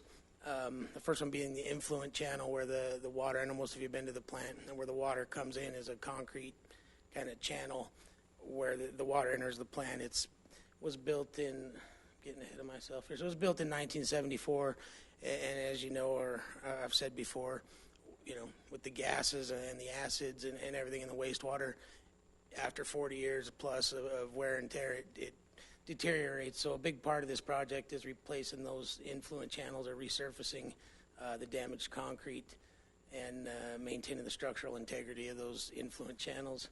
The second piece is kind of access infrastructure. We have a lot, our operators have to work everywhere, not just ground level, so we have a lot of ladders, a lot of stairways that are, getting up there in age and wear and tear. So this one includes, I think, about 25 roof access ladders, which sometimes involves a cage and has to be designed for the tank it's on or the structure that it's for. So the roof access ladders, the stairs, and then some miscellaneous curb and gutter and guard railing repair, like I think I have it in the next one here. Our nitrifying trickling filters, those with the dome on it. Operators need to get up there to access the structure and do their work.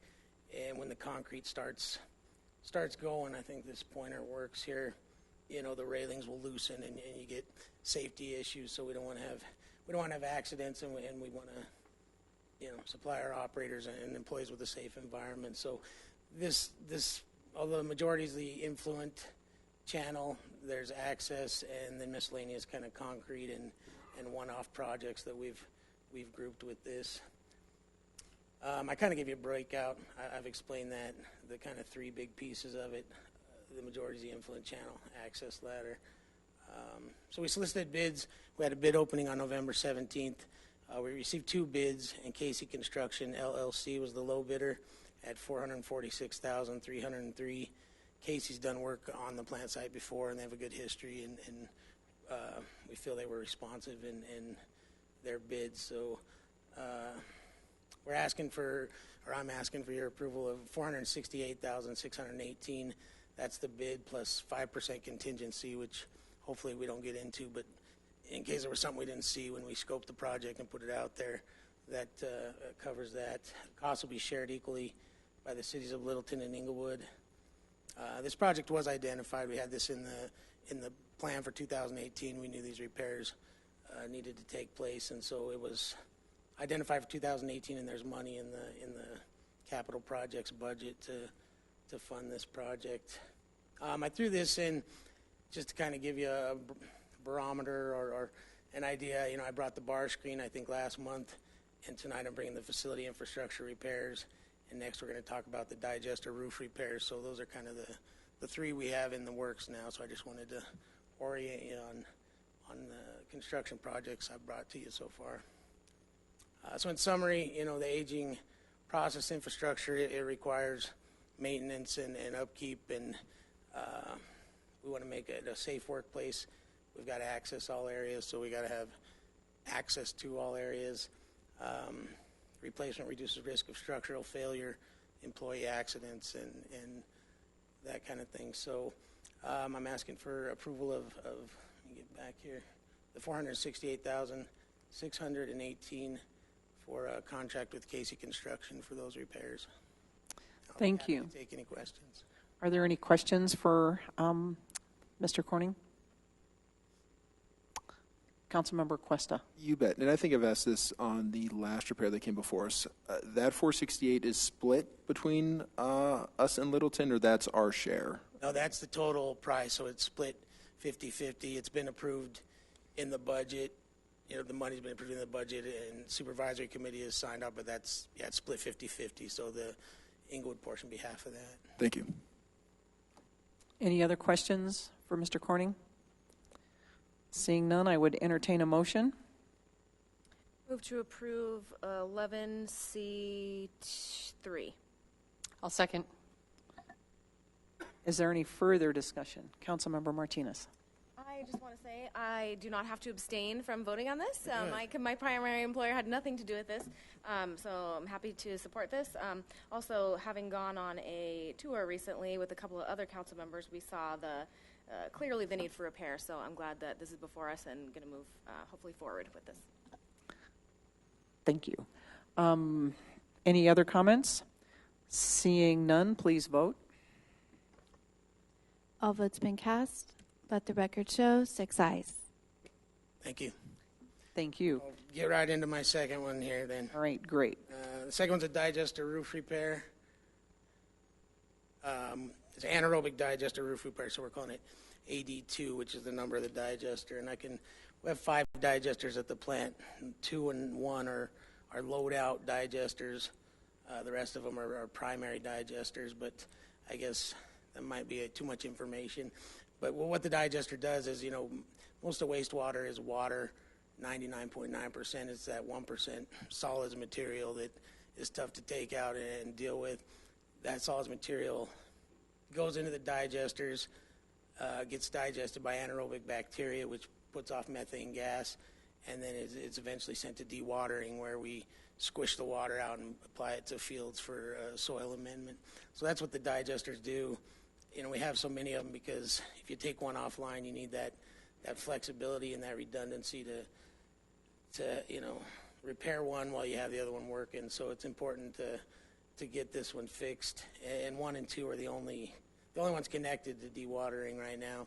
And so with 2 out, we're down to 1 for that connection to dewatering. What the project is a repair of the roof seal on digester 2.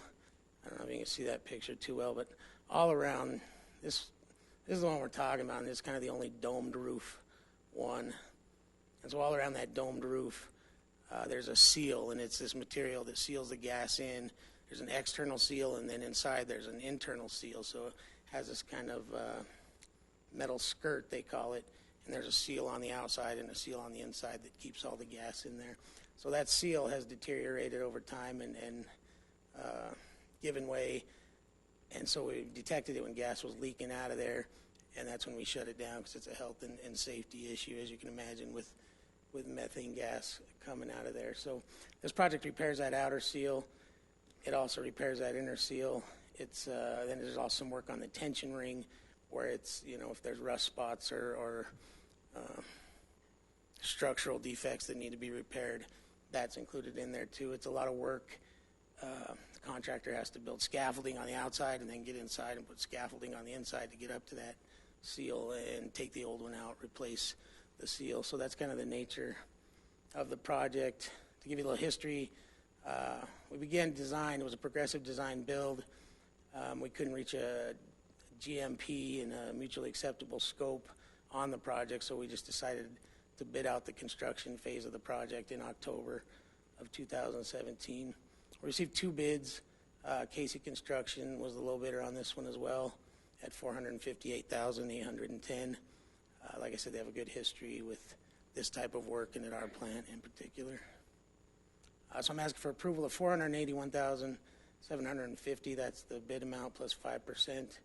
Again, the cost will be shared by the cities of Littleton and Englewood equally. This project was also identified as needing to be done in the 2018 budget, and there's money available in our capital projects budget to fund this project. Kind of went over that projects that we have in the hopper there, so I won't dwell on that. So in conclusion, it's important for the plant operations.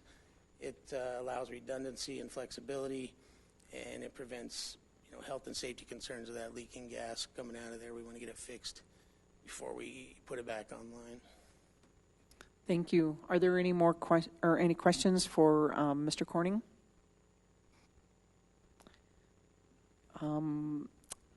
If not, I would entertain a motion. Move to approve 11C4. Second. Okay. Is there any further discussion?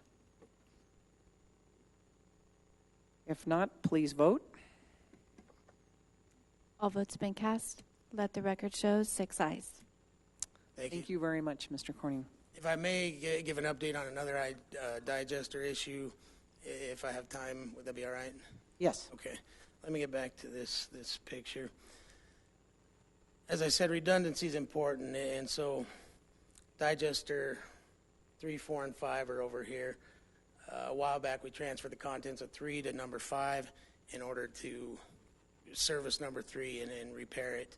After the sludge was in number 5, we had a failure of 2 valves, a pneumatic valve and another valve that controls the feed loop from the DAFT process. But what all that means is we had to install temporary plastic hosing in order to make the whole thing work. And when you're a wastewater guy, plastic hosing, it makes you nervous. So that kind of kicked us into the mode of we need to get this 3 taken care of so we can get the contents back in, work on 5. So we have been working with City Manager Keck on an emergency procurement process to get that going. It would come out of already allocated funds, but it's one of the things we felt like it was important enough to get it started, and they did start last Wednesday. They've been working over the holiday repair and making the repairs they need. So I just wanted to give you a heads up that we'll be coming back likely next meeting to give you more information and sort it all out. Okay, thank you, I appreciate that. Thank you. Moving on to agenda item 12, under Mayor's Choice, I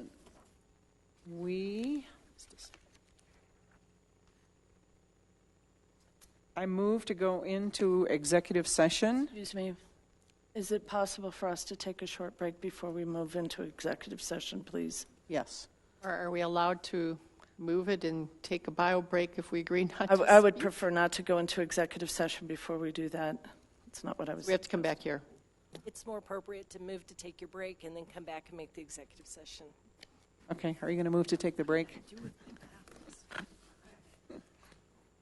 All right, 5-minute bio break. I did, but maybe I didn't. Maybe I left him in my classroom. I don't know.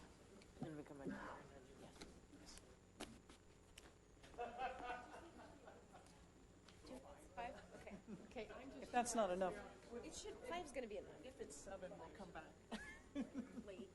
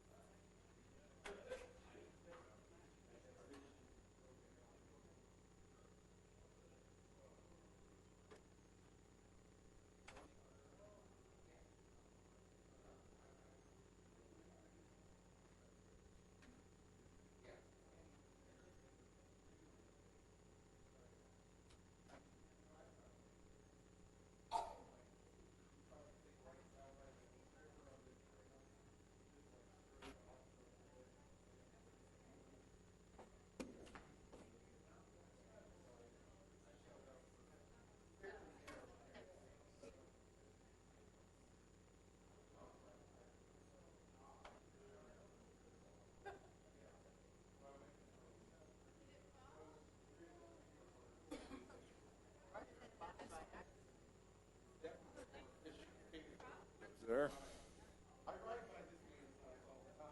I see you. It's like a lightning bolt coming past.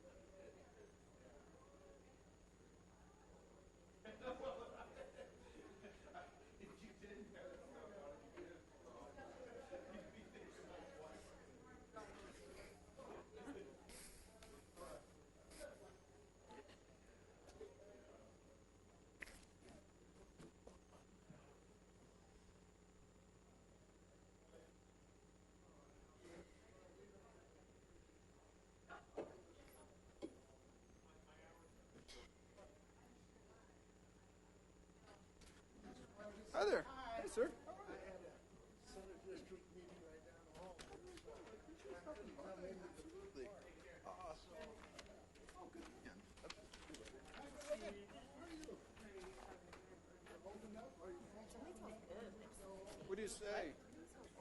No? Yeah, so far so good. So far so good. Constantly educational, no doubt about it. But yeah, so far so good. Flying up to DC tomorrow. Oh, no kidding. No kidding. 70 degrees. 70 degrees, and then it's going to turn to 50 on Thursday and Friday, I think. So. I'm sorry. I'm doing the best I can. Hey there, how are you? You're not here. I'm going to give you a hug. Don't hurt him.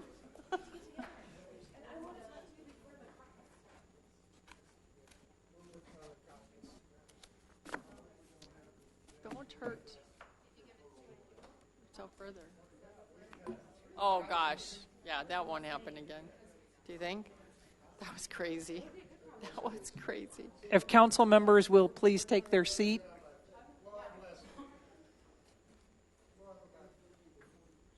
Yeah, probably. Yeah.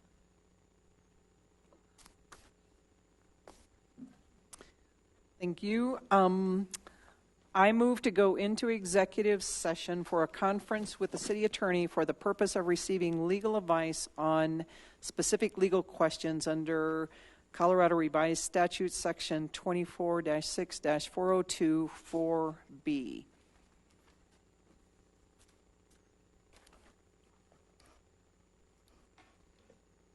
Okay.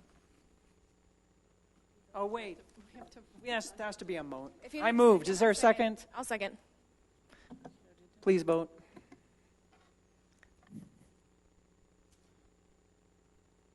All votes been cast. Let the record show. 6 ayes.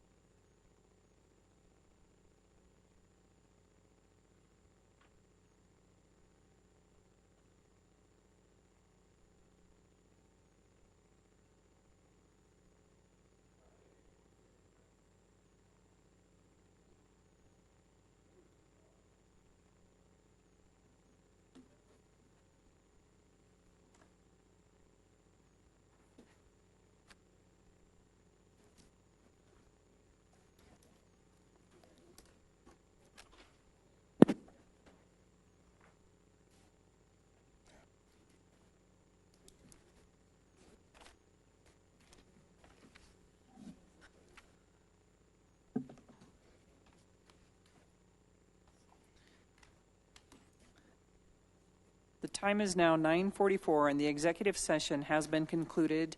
The participants in the executive session were Councilmember Cuesta, Barentine, Wink, Olson, and Martinez, and Mayor Pro Tem Russell, City Manager Eric Keck, and City Attorney Allison McKinney-Brown.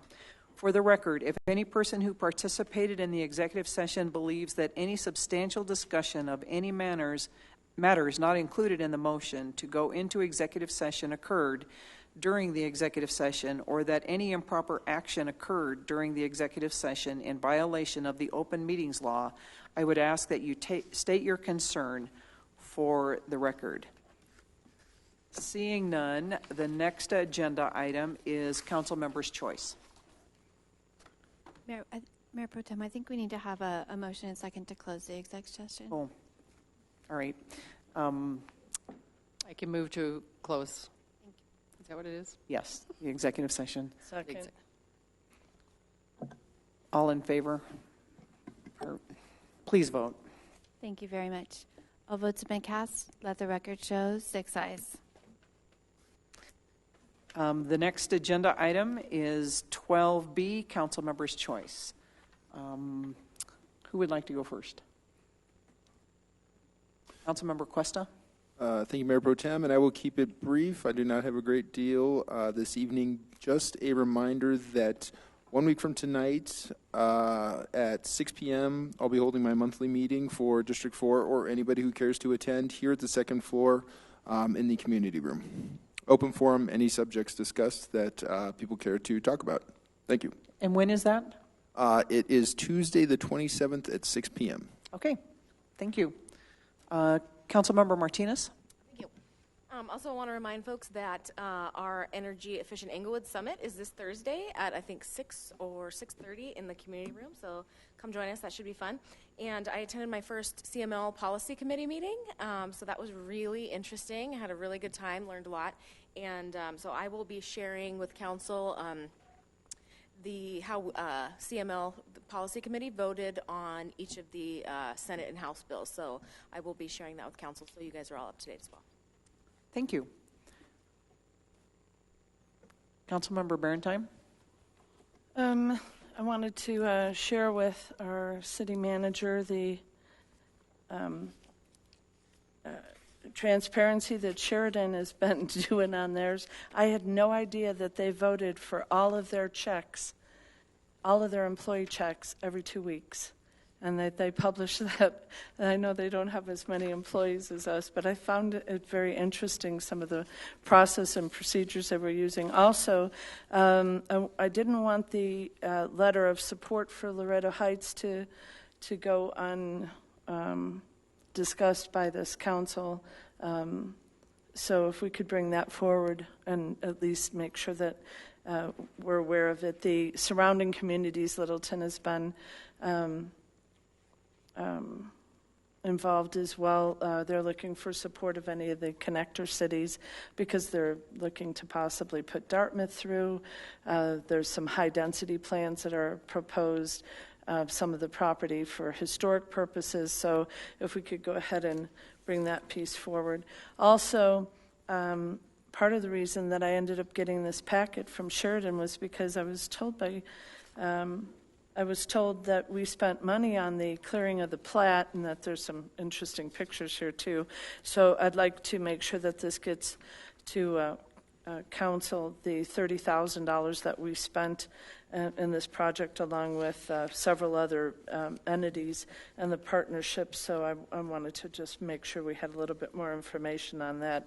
I am, again, going to bring up, I am a little concerned that we weren't notified prior to the clearing of the plat. I know that there was some conversation that there was some notification, but the groups that I talked to, they didn't say they were notified. So I just kind of want to follow up on that and make sure that if something like that happens again, and also to go ahead and disclose the money that we spent.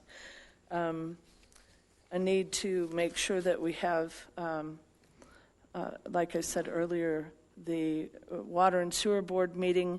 I did share with them the changeover and some the issues that were going on with this new vision, mission statement, and the supervisory committee. So they need for the next meeting a copy of the charter, their responsibilities, a copy of the presentation done to council in January by the water and sewer treatment plant. If we could provide them at least a copy with that as well. And then a copy of the loan agreement between the Colorado Water Resources and the Power Development Authority that was done between both the cities of Littleton and these agencies, and the city of Englewood had a separate agreement, so that they know what the reserve should be and what would trigger any rate study or a rate hike requirement. And then also a copy of the operational agreement contract and all of the amendments to that between Englewood and the city of Littleton for the wastewater treatment plant. And that's all I had. Thank you. Councilmember Wink. No report. Councilmember Olson. Yes, I have just a couple things. I don't know if any of you have been watching what's going on in California with water. It's pretty awful, right? So just recently there have been things, I think, in Orange County and perhaps the city Orange, where they're just thinking about the vision mission of our wastewater treatment plant. They've actually been going to recycling their water from their toilets, and they have a toilet to tap program. And of course, that's caused all kinds of consternation of people not wanting to do that and drink it. And now they have a new initiative, Just Get Over It, hashtag Just Get Over It. I'm thinking, okay, we're at least not at that stage. I'm very thankful for what we have and the kinds of things that are happening. I just say that for a little point of levity given tonight's discussion. The Englewood Chamber is really just hitting it all out of the ballpark. There's so much going on. I can't even go to all of it. But there is a calendar of events that they've put out. I will make sure it gets to you what it's like every month and what's on it for the month. But the problem with this is there aren't really times on some of these starts. Like, it just gives the event. You just have to know if you're, what time the Friday coffee is and what time it starts. But I've asked them if they could resubmit this with some times on it so we can get it out.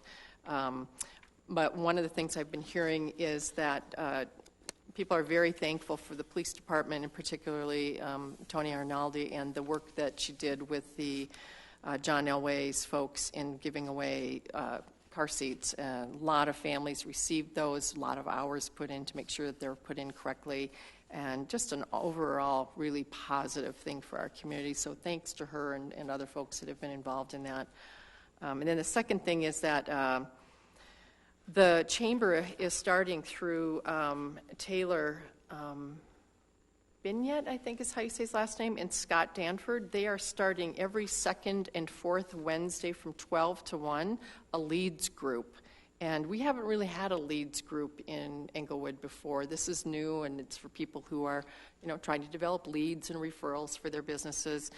Scott, I guess, leads some in other cities and around. Taylor's in another one too. So they're going to do it, and it's going to be no cost. Often these have cost to them, and even fines if you don't do certain things. But this one's totally open, and it's not restricted to any particular industry right now. So it'll be every second and fourth Wednesday from 12 to 1. So if you know anybody who's trying to get their business a little broader and they have referral systems that they're needing, this could be a really great group to encourage them to get involved in. I think that's it for now. Thanks. Thank you. I have nothing. City Manager's report. Thank you, Mayor, members of council.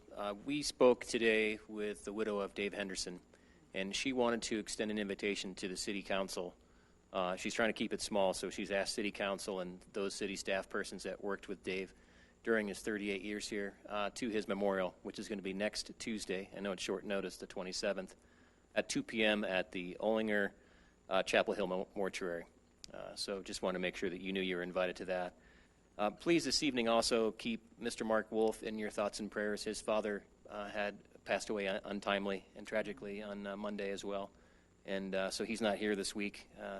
He wanted to be, and I told him, you need to stay and take care of family issues. And so just keep him in your thoughts and prayers as well. That's all I have. Thank you. City Attorney? No report. Thank you. Thank you all for coming. This meeting is adjourned.